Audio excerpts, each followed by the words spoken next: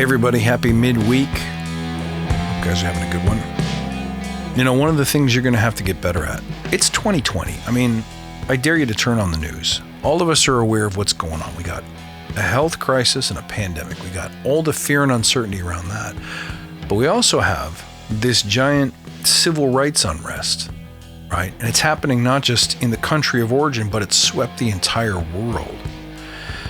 Not to mention, now that everyone is off and working on their own little COVID-19 side hustle, there's all of a sudden so much more stuff to pay attention to. Social media, in the news. All of a sudden, you've got this big multiplication of inputs. You need to protect your attention. If you expect to deliver, to stay focused, you're going to have to walk through the forest of everyone dangling shortcuts. Everyone dangling easy entertainment and distraction, mindless distraction in front of your eyes. Nobody cares about how much you get done, about how much you're able to succeed. Nobody cares about how well you do more than you. Other people are looking to steal that attention. And hey, why not, right? That's the only way people are going to make money, is if they get your eyeballs on their apps, on their screens, their shows, their books, their products. What are some of the common distractions? So here's the thing, is that you can spend a lot of time being actively distracted and not knowing. 30 years ago, there was no smartphone. And it was really easy. If something distracted you, you could just switch it off. There were no pop-ups. You didn't have things actively standing in your way, trying to grip your attention. Well, things have changed. But let me tell you, your brain hasn't all of a sudden become a more efficient attention protection machine. You have to get more vigilant. You have to get better at it. What do we want in 2020? Our brains have been trained in the past 2 decades to crave instant gratification, immediate satisfaction. We have same-day shipping.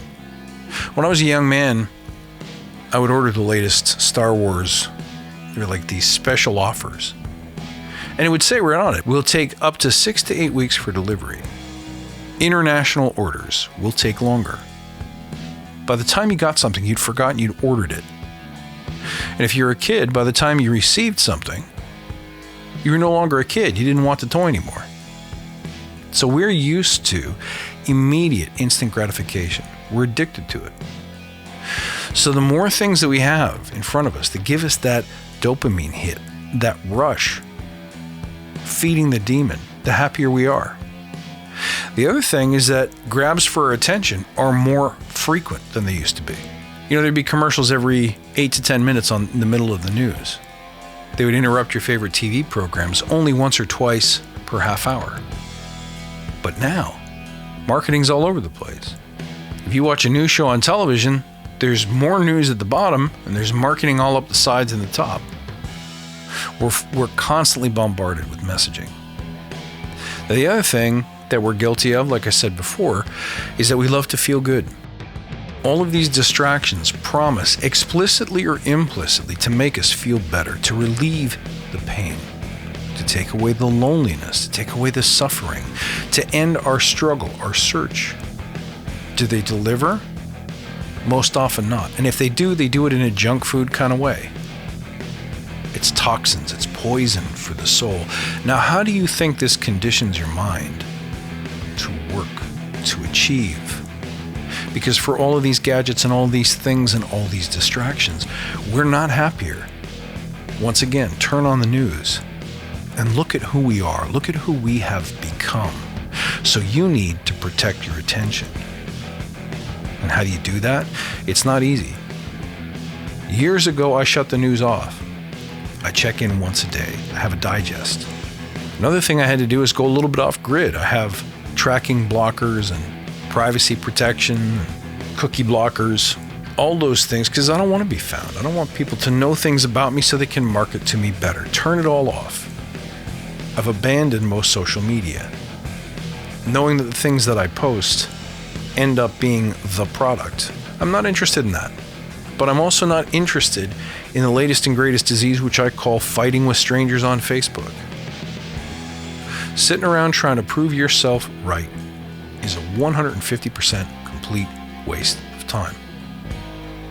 Go chase goals. Go do something else. Now, here's another thing you may have to rid yourself of: toxic people.